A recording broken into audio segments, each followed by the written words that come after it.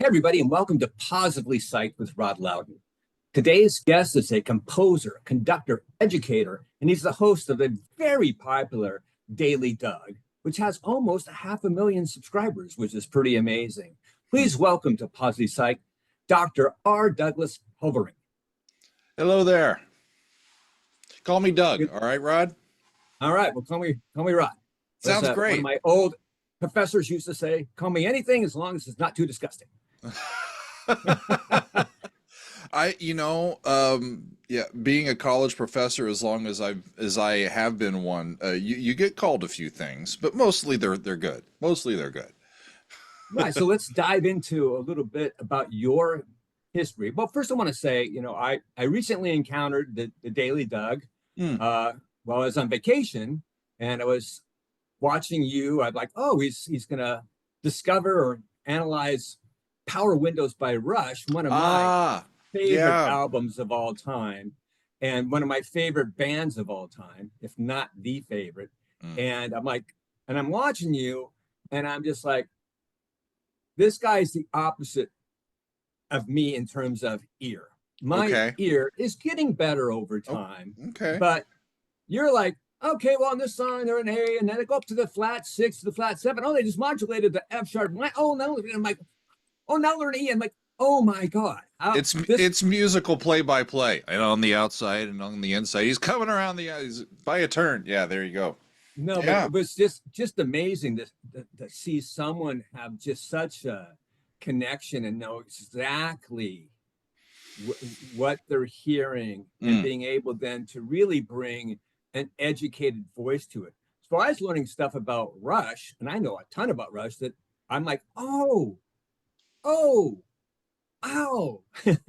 that's what they're doing. Oh, and this is what, for this album, they really centered on the A to the, flat 6, flat 7 for whatever, one of the things, but just amazing. And then earlier today, I was watching you, this might've been your first Rush viewing with La Strangiato. Yeah, La Via Strangiato. Yeah, and I think that was the very first one. Yeah, and you said, thanks, G. And you said, this not knowing Russ, to quote you, that shit stops now. That's true. So that very cool how what you're doing musically and bringing your wealth of knowledge and experience and musicianship to people around the world, and that is awesome. So how did you get your start in music? What was the first instrument you ever played? Well, I kind of got into music in a backwards sort of manner. My family is not a family of musicians. I come from a family of sports-minded people. And as a kid, I really was not involved in music. I was involved in sports. I played baseball and basketball. I was coordinated, and music really wasn't a big thing in our household. And when my family moved, at about the start of my 8th grade year, we moved towns, and I ended up being invited to join the choir instead of being just given a study hall. And the funny anecdote that I tell people is that at that particular time I was ambivalent. I told the guy, I can't really sing, and he says, well, neither can half the people in the choir. You don't need a study hall. Come, I need guys. I need guys in the choir. And I said, what do you mean? He says, well, the choir this year has like 30 something girls and like 7 guys. And I'm like, well, what time does choir start? And it was a completely different crowd from the baseball and being outside and sweaty and all of that. And it was the hardest and most vulnerable thing that I had ever tried to do: sing in front of people. Oh God. Right? And it was thrilling at the same time, and it really hooked me being involved. And then when you hear all of these people kind of take a breath and they come in together, and you have a sound that's the sound that you planned, and it's a nice sound, you want to keep doing that. You want to keep coming back to it. And so throughout my high school, I was kind of commingling with my sports work and my love of music and ensemble stuff. And I started picking up the piano, just kind of by ear and by kind of math, just to figure out all the ways that it connects in. And I had a couple of teachers try to start teaching me, but um, I had instincts without fundamentals, and they had no idea how to help me. uh, and by the time I got to the end of my high school years, on my letter jacket, I had baseball and music. Just a weird, combination. And I didn't go into college really thinking that I was going to do music as a career, but I got pulled into, again, more ensemble activity. And the more I got into it, I'm like, this stuff, trying to figure out how works, why it works, the emotional pull of it, and how to quantify that in some way so that I can understand it as best as I can, became a driving creative force, of driving curiosity for me. And so I started in on that, and I got my bachelor's degree in music theory and composition. I From in where? Omaha, in Omaha, Oh, University of Nebraska, Omaha, now, where did which, you go to high school? yeah, they're in Omaha. I consider Omaha my hometown. Okay. Although my family's more from the South, but when we moved up to Omaha, which is a great town, right in the middle of the country. I've been there. And and I was gonna, just kind of go off and just get a job, maybe start a family and something like that. And one of my professors convinced me that, you know what, you're really decent at this. You should think about your master's. And so I ended up being accepted at this wonderful school here on the East Coast called Westminster Choir College. And I'm a choir rat. I love singing in ensembles and writing for ensembles and being involved in all of that. And this is kind of choir mecca out here, Uh, at least in that generation. It was basically a professional level choral organization that was scholastic. Uh, the 2 years that I was getting my master's degree, I got to sing with my peers with the New York Philharmonic 14 times. wow. You know, Carnegie Hall performed like subscription Carnegie Hall performances, the best conductors in the world, being on those stages. It was a wonderful lifelong like mountains that I got to be a part of there. And I Baritone or tenor? Pardon? Baritone or tenor? I typically, as a voice part, I'm a baritone, but in choir, I typically get stuck singing low bass because I can sing the notes. Okay. Yeah, I typically can go down to a low C, and yeah, in all the choirs that I've pretty much ever been in, I occupy the low ground. And then I ended up doing my doctorate at the University of Kansas. We moved back to the Midwest. My wife is also an accomplished musician. She's a horn player and an arts administrator, and and she did French her grad. horn? Yeah, French horn. Yeah. Okay, cool. So she did her master's work in Kansas City, and I got my DMA there and became a teacher. Along the way, I was dabbling in writing and getting my name out with publications and getting known in the choral world. That ended up being kind of the next 10 or 15 years of my life, kind of chasing that. And then right around when COVID happened, I lost my gig. Ah, The world kind of blew up, especially for choirs and for choral schools, because COVID is like being standing right close to somebody and exhaling prominently is right. not the activity. It was really scary, actually, No, for a lot of absolutely. for myself and a lot of my peers. We're like, can we actually do what we love and be safe about it? It was a strange thing for a few years. And it was kind of a generational shift at the school. I actually had gone back to Westminster to teach for a long period of time. And that's where I really developed all of that ear training. We most of our students are vocalists primarily, and they don't have the button that they can push on their instrument to know what note's going to come out. You have to use your noggin and your inner ear, and that takes training and training and training. And these are world-class students coming through this conservatory, and you've got to act like you know more than them, you know. Exactly. So it makes you be better at it. So the stuff that I do on the Daily Doug is the result of just me doing all of the daily training.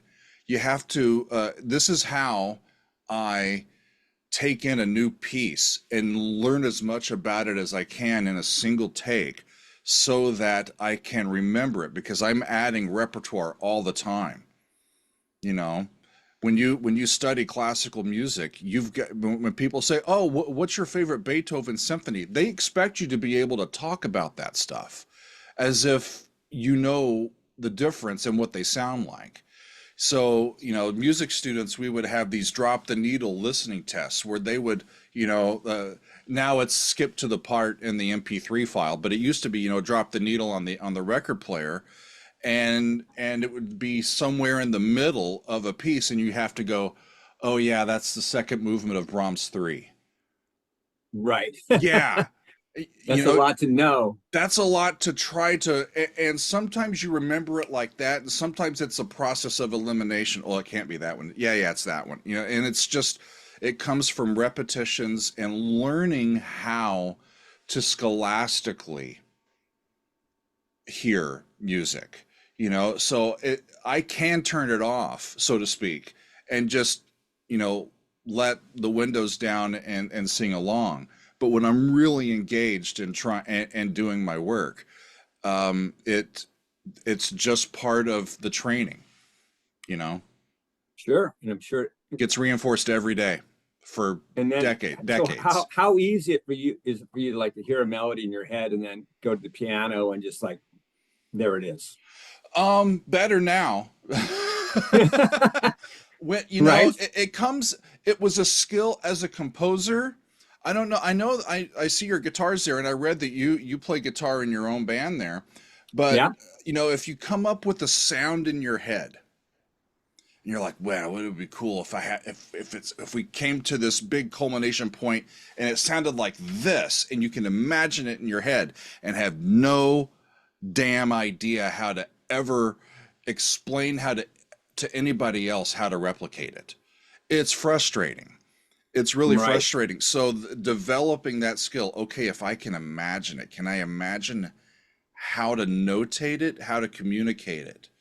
Whether it's just on a lead sheet, besides me just singing it to somebody and trying to notate, dictate it that way, can I quantify it? Can I figure out what its nuts and bolts are? Even if I miss the key, can I at least get the contour of it? And, you get egg on your face and it's really difficult. You try again and you get a little bit further down the road. And 10 years later, it's almost, second hat. Yeah. Practice. It's the 10,000 hours thing, right. Yeah. So I grew up playing trumpet. So I was lead trumpet in the stage band, the concert band, youth symphony, playing Masterpiece Theater. And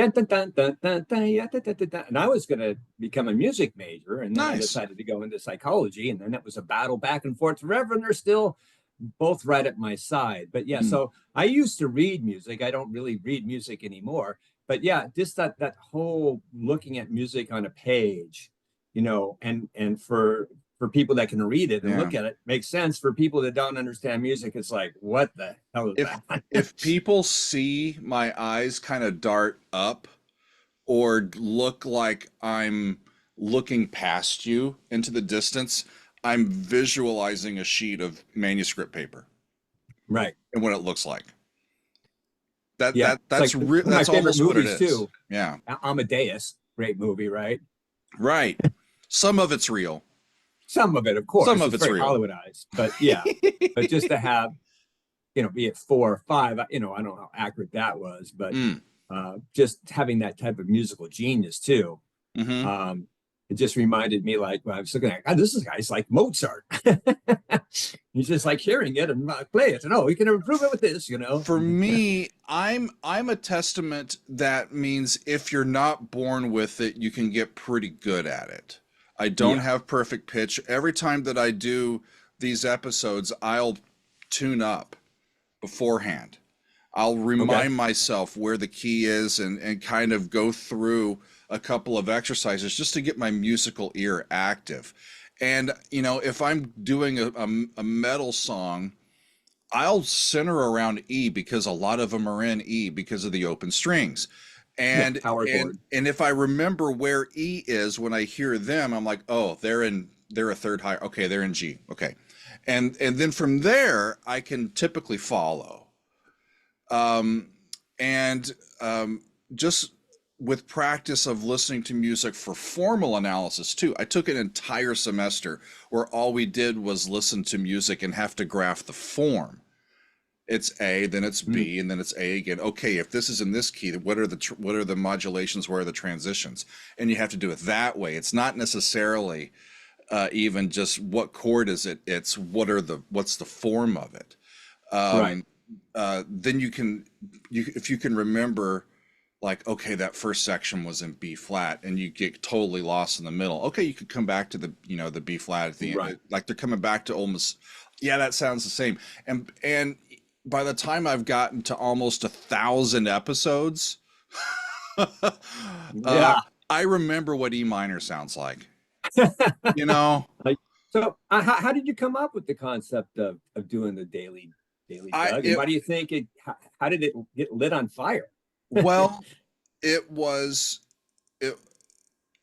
by the summer of 2020. We're in the kind of the depths of COVID, right? And we're all freaking out. And it's clear that my contract is not going to be renewed for the following year. Right. As a further indictment of the American higher education, I was never tenure track. I was always contract to contract. Wow. So I could never find a gig that, you know, in this climate of the last 10 years. There's so few of them that are available. It's very cutthroat. Anyway, man, I lost track of what I was even saying.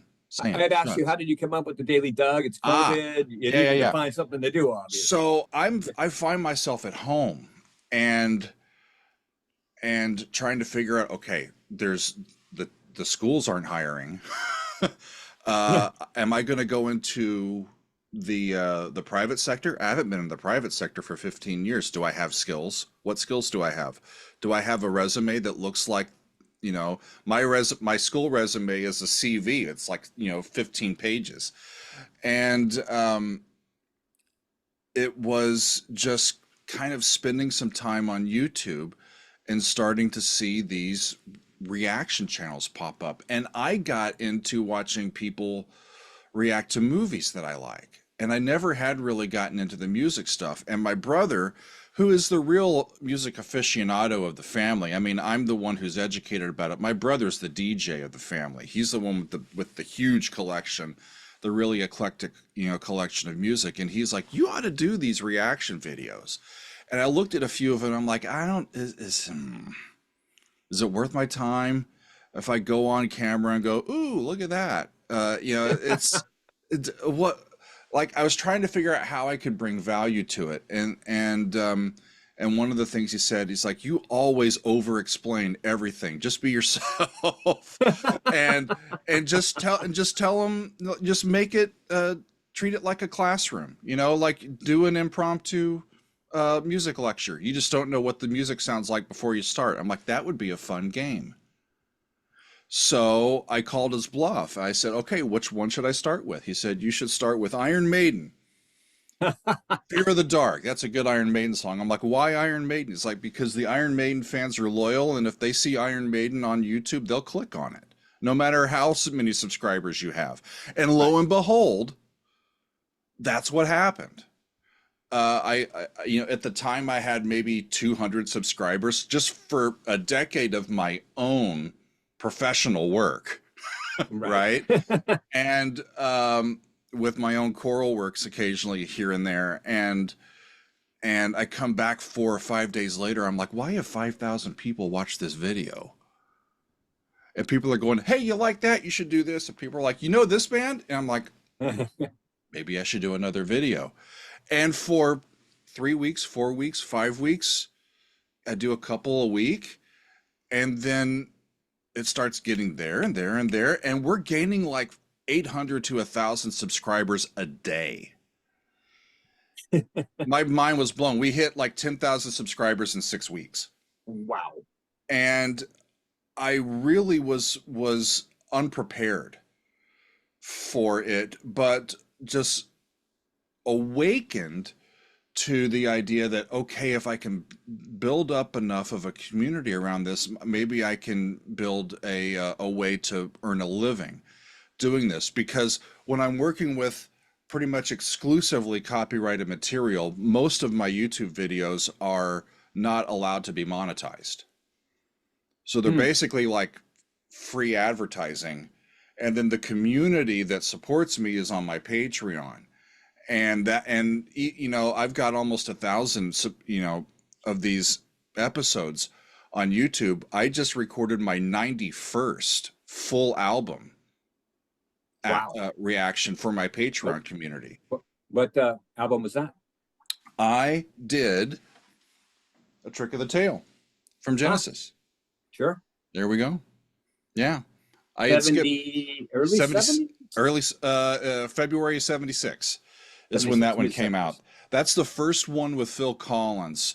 Right. After Peter Gabriel left. And I had only heard, I had been all around Genesis repertoire, but I'd only heard one off of that album before. And I really, really liked it. That was earlier today that I heard that one. But yeah, we do a whole bunch of extra stuff, even outside the YouTube stuff. The YouTube stuff is almost like my advertising arm, my marketing arm, you know, because I very few of them are able to be money makers for me personally, and I understand that going in. I mean, it's not my music, right? It's their music, right? But we've got such a nice community that's built up of people that like engaging in this way, that like to see me doing this and want to support what we do. And so we've got about 1,000 or more active folks that's amazing, that are helping us out. And we've got just a plethora of stuff. It really keeps me busy. It is a 24/7, the doctor is always in kind of job. And I absolutely love it. Yeah. And that's the weird thing about COVID, how it just like was a course correction in so many ways for the technology that just pushed us into this, you know, video connection and sharing. Yeah. That would have taken probably decades if that hadn't happened, or maybe not decades, but it wouldn't have come along as fast. The access to a lot of opportunities. Yeah. The access to broadband and the you know, the mobile you know, video factory that we have in our hands these days. Exactly. The first 100-something plus episodes, if you go back to my early ones, it actually is it's 2025. I started in 2020. It's the same damn phone. It's an old iPhone 11. It's an old iPhone 11. And those those old it's just my iPhone on a tripod with no mic, with no anything. It's just me talking at my iPhone. That's how I started. Yeah, that's amazing, that technology. Because it was therapy for me. I was going through it, just trying to figure out, like, after all of this in my life, building up to this point where I'm in my mid-40s, I'm in my prime, I'm supposed to be taking the next step, and that step seems to not be available. Where the hell do I go? You know, it was really scary. One of the people I interviewed, Tom DeSavia, who is the senior vice president at Concord Music Publishing, and he's an A&R. And we were talking about how we're both just incredibly drawn to reaction videos. And it's not only discovering music that we've known, but we maybe haven't listened to like the whole album in its entirety. But for a lot of young people that are like finding, you know, Genesis or Rush or Pink Floyd or bands that they just never even knew were on the map, and just watching them get excited about it, Yeah. it is a beautiful experience to live vicariously. And then you start remembering, what was the first time I heard Dark Side of the Moon? Oh yeah, it was at that party in high school, you know, and it brings back that like feelings, and I just love that. So Mm. obviously I get a lot of content that comes over, and that's how you came up. And I'm like, he's doing Rush, I'm there in a second. And that is why I think they're so immensely popular, is because not only are, you know, I'm a boomer, you're what, a Gen Zer, I am but 48, whatever that makes me. young Yeah, punk. indeed. um, uh, but just to be able to experience in that, and I love the fact that you're listening stuff for the first time, Mm. and then, you know, just going, wow. Yeah. And I And can't wait to, it's a weird set of circumstances. People come up to me all the time and they're like, I'm calling bullshit. There is no way that you haven't heard this song. And I'm like, right. y'all, I grew up in Arkansas That's the you all. with with a fundamentalist Christian family. Ah, We did not have an LP player in the house. We had a radio, we had a cassette deck, but if anything was on, it was the game. I right. listened to Joe Buck calling St. Louis Cardinals games Oh yeah. my entire childhood, you Oh yeah. know, and that's what that was my stuff. I knew the stats on the back of baseball cards, not who the composers and the songs and the bands were.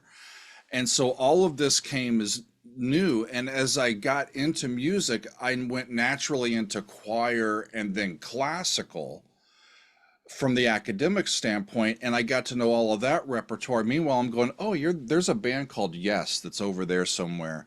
And there's a band Right. called Rush that they talk about. I knew that these bands existed, and I had even heard some of their songs on award shows or commercials or things like that, but Sure. I'd never sat down and listened to any of this stuff.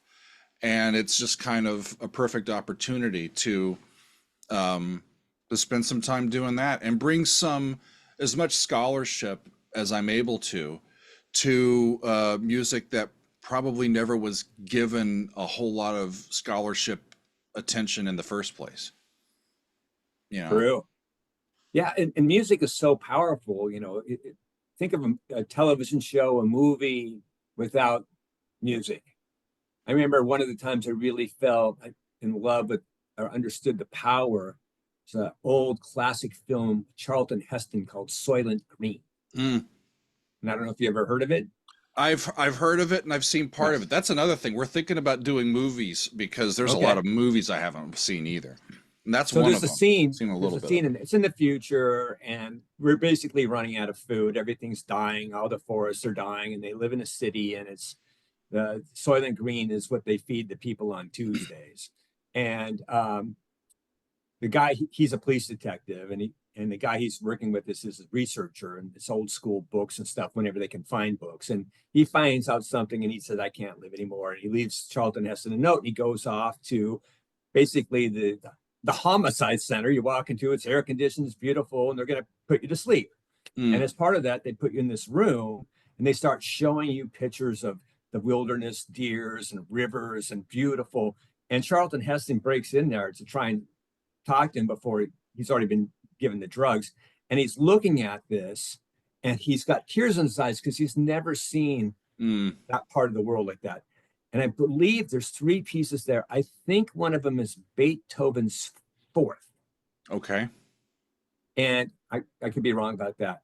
But ever since that movie, when I hear that, and I should know it, I should know what it's called, but it just brings this wave of just love and beauty and like gratitude over me. And it's just the power of music, whether it's classical or Yeah. rock or whatever. It's so beautiful and so Melvin, necessary. music has a way of kind of encompassing time in a way that we can get at it. You know, like with music, we can help remember a feeling or remember a thought in a way that we really uh, can't replicate. There's just something about how a tune, a melody will put you back in a headspace that you haven't been in for decades. But it's immediate and it's there. And it's the music that unlocks it. They're one of the growing fields of music is music therapy.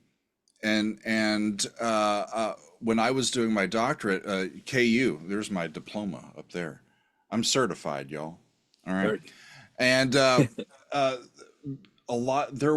they had a growing music therapy area, and it's amazing what breakthroughs they've been able to start to make with especially Alzheimer's and memory patients with using music as therapy. There's even some now with using actual sound waves to help kill like bad cells and like cells that are attacking you. It's a whole new field, and it's kind of fun that it's a field being rediscovered because indeed the ancients had the knowledge of light and sound, yeah, healing properties. yeah. So yeah, it's very cool. And Hmm. as a therapist, I'm always looking for anything that can help anybody. And if I think, hey, you need EMDR, I'm not that dude, go find it there. Or if you need a music therapy, go find it there. Because I'm in my lane as a narrative cognitive behavioral therapist. But yes, it's the power of music and the power of light and sound to heal us. It is just an amazing thing. So you must be very mentally and emotionally healthy. When I am doing this work, Yeah. when I am in it, you darn right. It feels great. But outside of it, yeah, life weighs on me the same way it does as everybody. It's a scary time to live right now. And there is strife in my life, and actually, I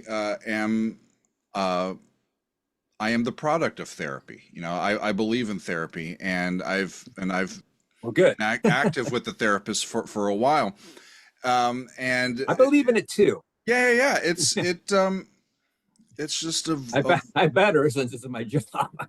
indeed, right? But it was something that as I became an older adult, I realized this is an avenue that's available for empathy and for help, and it's courageous to take it. It's not a weakness to take it, No, to take advantage of it. Yeah. well, as men, we're raised that vulnerability is a bad word. We don't want our right flank Hank division to be vulnerable to attack, or we don't want our quarterback to be vulnerable to a blindside hit. So we're told, don't be vulnerable. That's weakness. And the reality is that vulnerability is essential if you want to create a deep flow of intimacy, if you really want to connect to love. And so I love it when I'm able to help men who are very resistant, but that finally have reached out and said, okay, let me start this process.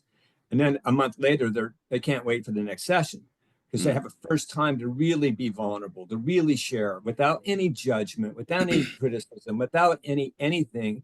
And that allows them then to get into that more self-love, but also then to become more loving and caring.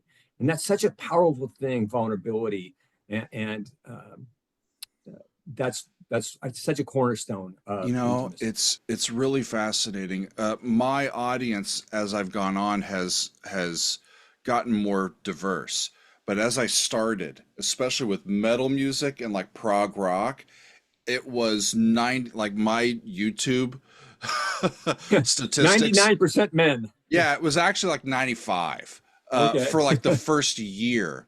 Right. But the thing that kind of connected me to a lot of these guys, I think, was my love of poetry. I got into just loving choral music, and that is a texted music. And it's hard. I mean, you can write doo-wops and stuff for nonsense words, but you need text if you're going to, especially sing a cappella, right?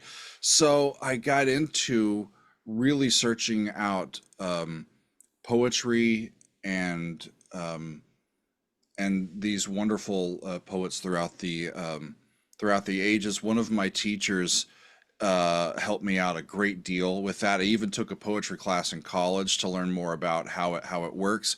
And so the way that I connect, or my compositional technique, is how do I best, I always start with the text that I want to set, and then think, how do I want to bring this to life for the people that hear it? And not like, I've got this music, what do I want to say language wise with it? For me, it was always the language coming first. And so when I hear elements in the pieces that I'm reviewing, and then I have the lyrics right next to me, and I can read them, I can hear them, and I can hear what the music's doing. I'm like, okay, if they're doing that particular move, they're signifying this major third or this whatever it is as a part of this overall idea, and I can use that in a way of lyrical analysis that I think connects with men, especially who have found kind of a quiet solace in the lyrics of these classic metal and prog tunes.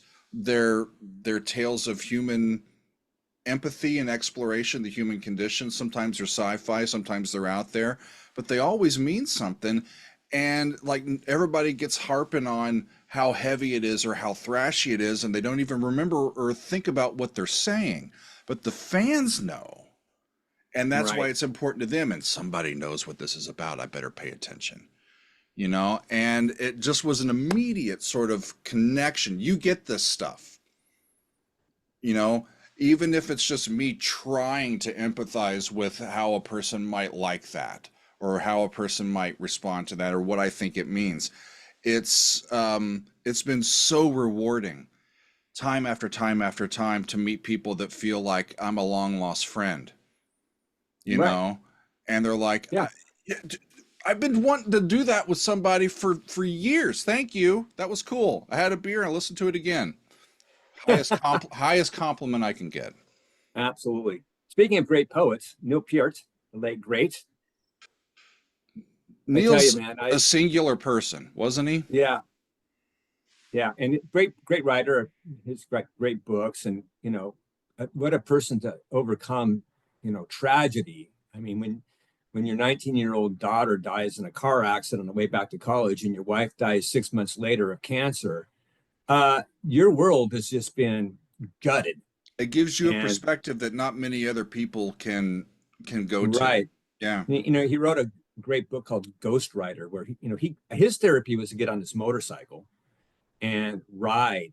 And I think he rode 55,000 miles on his motorcycle between Alaska, Canada, United States, and Mexico, just to think.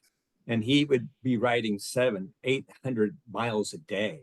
And he would be going, so remember, he's going by McNichols Arena in Denver, thinking, I just played to a huge sold out arena show a year ago. Will I ever even pick up drumsticks again? Mm.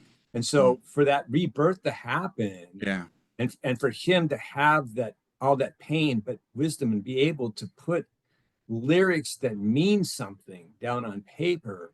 When I was driving somewhere when the news came out that he had died, I had to pull over. I was in tears. I just didn't realize how much this man had meant to me in terms of not only lyrics, but incredible drumming, but also with Geddy and Alex, to be able to create something so poetically beautiful and the music fit that. So, when you were honing in on that, I'm like, and here's the thing, Power Window, I've been doing this for a few years now, and like with Rush, everybody's like Tom Sawyer, 2112, and like Moving Pictures and the early stuff, and I'm like, I haven't heard of any of these songs. Is anybody gonna watch should I just go past it? I'll just go past, and people are like, no, Doug, please, you'll like it. And it blew me away. Oh, so good. And It's almost a concept album because everything is on some type of the way that power gets wielded against something Right. else. Big money, grand design, you know, Manhattan Project, Marathon. I Yeah. love Marathon. And so, yeah, sorry, my Rush geekiness is coming out. No. It's wonderful, and that's Yeah, why that's one of the reasons why I do these episodes is because, our lives are busy, but, for half an hour, for an hour, we're gonna just focus on this.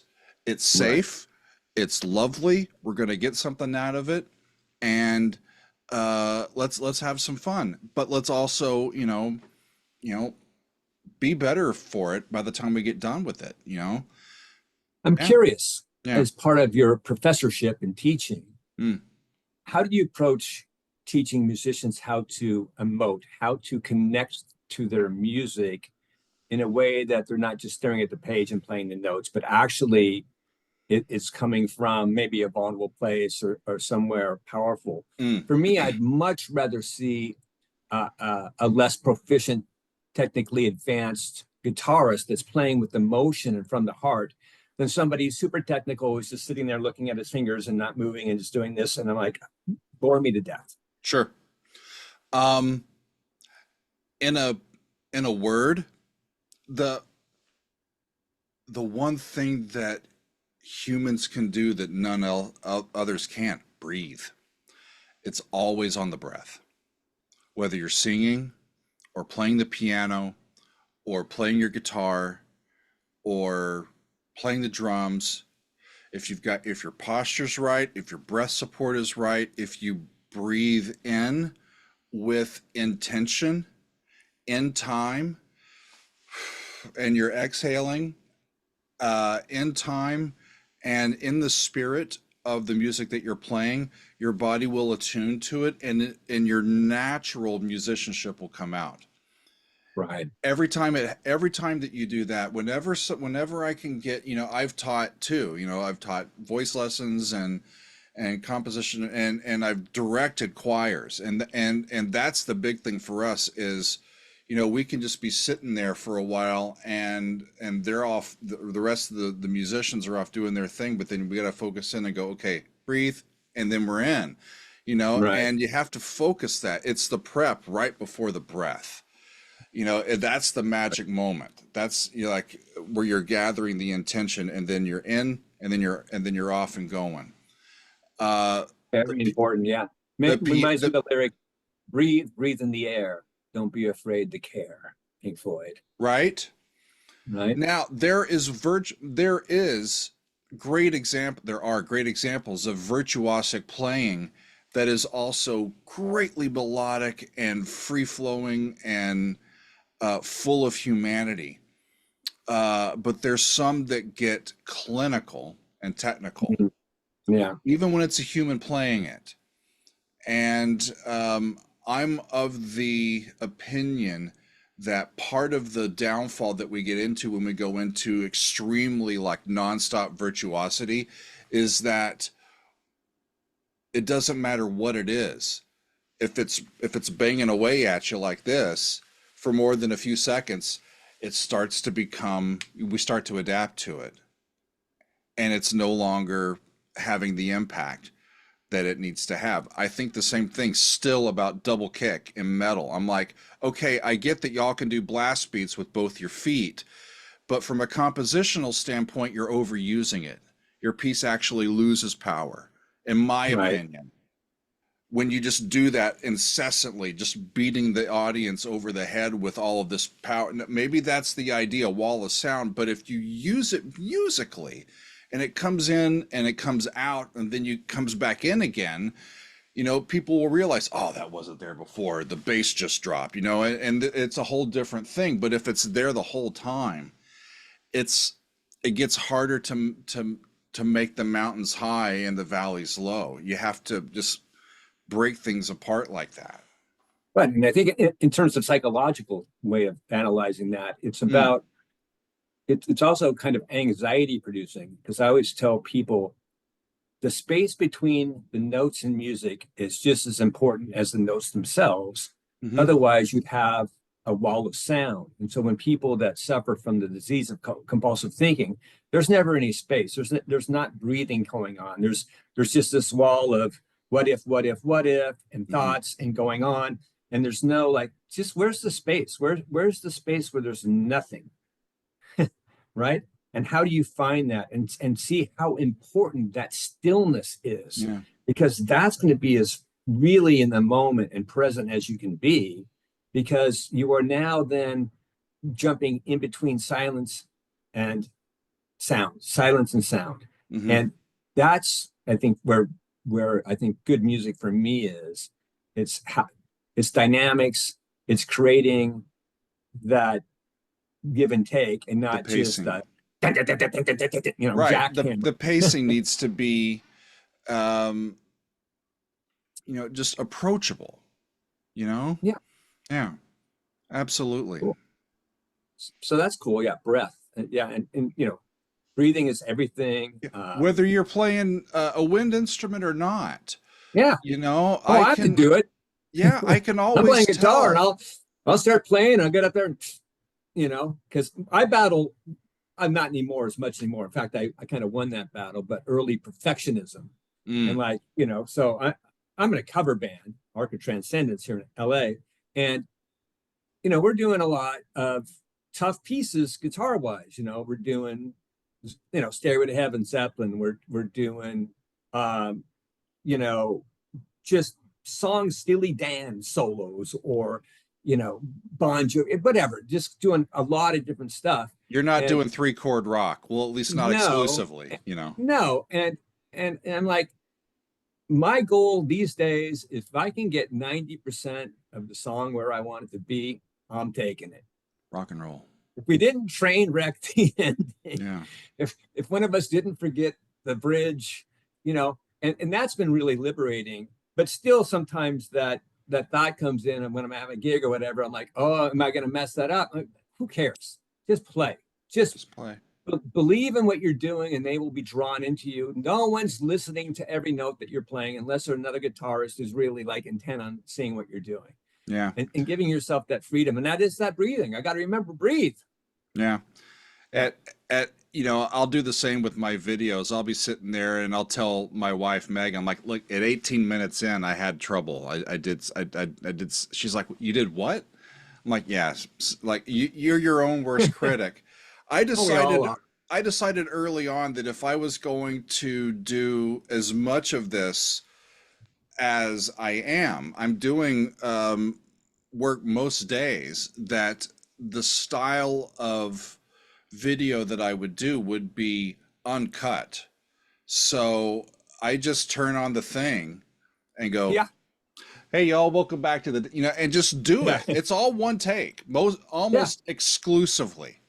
That's what I do. Yeah. I mean, I think unless there's like a technical problem where we lost connection for a little while. Other than that, I'll shorten that intro because we were talking before, and then at the end I'll cut that a little bit, and that's it. Yeah, but let it flow. It's great to meet folks along the way that 4 or 5 years into this are just now finding me. We still chug, we're not growing at that exponential rate that we were early on, but we just keep growing a little by little by little. And, we're still pretty much centered on rock and roll, progressive rock, some heavy metal, some jazz and jazz fusion, and then pop stuff. I don't do a whole lot of classical on the channel. Right. People think I do some on my Patreon. I do a series called Behind the Score, where it's basically me coming on, sometimes with a rock and roll piece of music, but a lot of times it's with classical stuff, because these are folks that are like, what, you're my music professor. Tell me how it works. So we did a whole series on The Planets by Gustav Holst, and I got out an orchestral score and went movement by movement with them. Wow. And it's college level stuff. Right. And some of them are like, it sounds great. And a lot of them are like, okay, this is, they just eat it up, Hey, have you ever done Jeff Beck's Blow by Blow? I know I've done some of Jeff Jeff Beck, but I don't know if I've done Blow by Blow. Yeah, I believe 76, 77. Maybe. I think it's on my list to do. Yeah, please do it, because incredible musicianship all the way around. Yeah. And it's that album that really made me fall in love with guitar. And so it's a brilliant album. The first time I heard and recognized who Jeff Beck was, it was on Blaze of Glory by John Bon Jovi. Ah.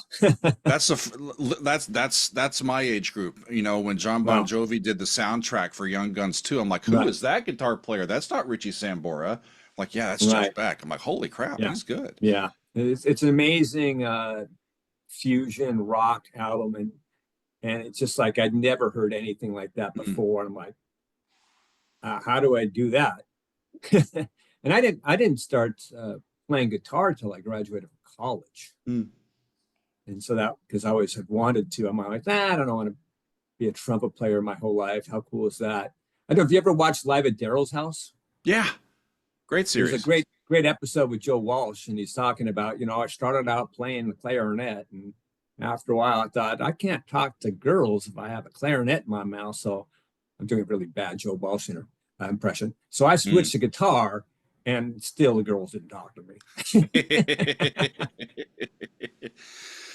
Oh man, yeah, I've got a little guitar that's been gifted to me back here, but I still am afraid to touch it too much.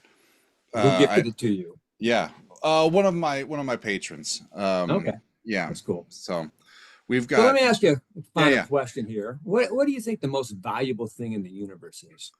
Oh, self-awareness. Why?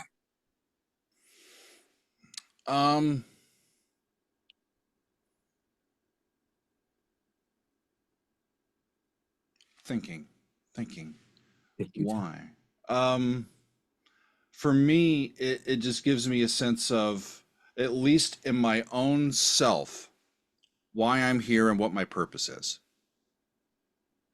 Okay, so it ties kind of into with your kind of quest to create a philosophy of life that is meaningful to you. I'd hate to wake up on a day, especially as a fully realized adult, with you know what? I'm just apathetic about everything. I don't want to do anything. I don't know what I want to do. I don't know what makes me happy. I don't know what's valuable to somebody else. I'm just blah. That would be hell on earth for me. Yeah. If I hope that when I rise in the morning, I'm not only that I have something to look forward to, that I know that what I'm going to do is going to in some way make me better by the end of the day, and that I have the curiosity and the drive to go get it done, whatever it is.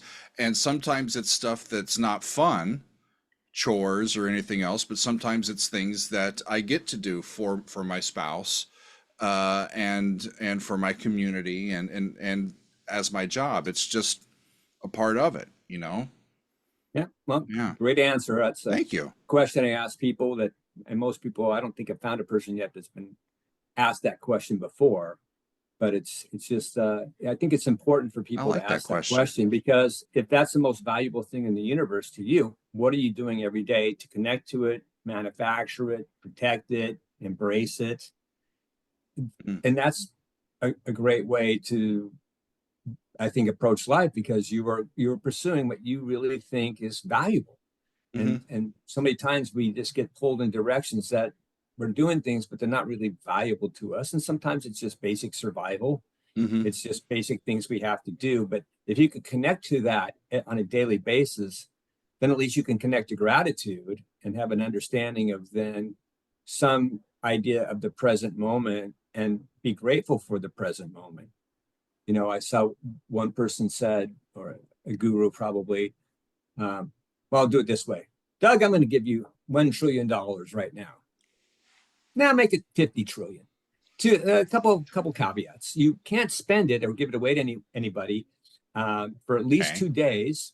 Okay. But also you won't wake up tomorrow morning. Do you want it? Nah, No. So in of essence, course not. also waking up every day is priceless. Mm-hmm. And when you realize that, you can want to pick up the guitar. You're going to want to write. You're going to want to do things because it's like there's going to be a time where that's the last time I do it, Mm. right? There's going to be a last time I see a client. So every client I see, I say a thank you, gratitude before I start a session, and just be thankful that I have this opportunity because one day will be the last one. Yeah. And so that Yeah. self-awareness answer, I think, is really, really cool, man.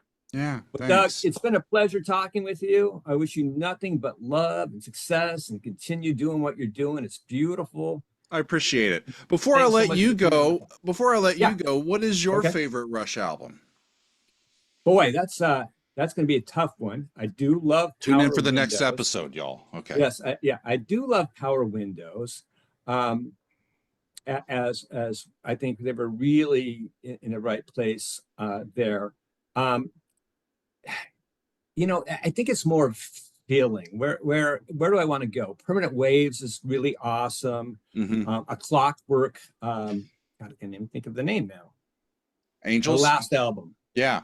Clockwork The last Angels? album. Clockwork Angels. Yes. So Fantastic. I've only heard, so this is the one I cannot wait to listen to this album, Rod.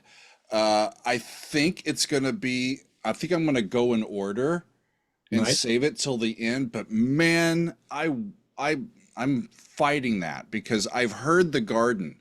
I heard The Garden early. I heard The One of Garden my favorite songs of Rush all time. early on, and I'm like, I have to get back to more of this. I have to get through all. You're telling me I have to go through all the other ones? Right. And And what a people are, fitting yeah, last song on their last album, The Garden. And, I use the analogy of a garden is a living thing, and a relationship between two people is a living thing. Mm. I'm actually writing a book right now called Tending the Garden, a guide to growing a great relationship, which I hope to finish at some point. And, but it is that beautiful, one of the lines I love from that is the measure of a man, a measure of love and respect, so hard to earn, so easily burned. Yeah. And boy, I deal with a lot of torched relationship issue stuff and trying to repair that. But just God, gorgeous and I was lucky enough to see them, I think 7 times. I actually was lucky enough to be backstage and hang with Getty and Alex for an hour. That's cool. On their Hold Your Fire tour, which is a whole nother story. Yeah, very cool. Well, we'll have to talk some more. I really enjoyed chatting with you. Yeah. Great. Me too, man. And hey, I feel like I've known you forever. Yeah, there you go. That's how it works. Well, all right. Well, yeah, thanks for bringing me on. I appreciate it. All right. Thanks for coming on. All right. Well, namaste. Namaste.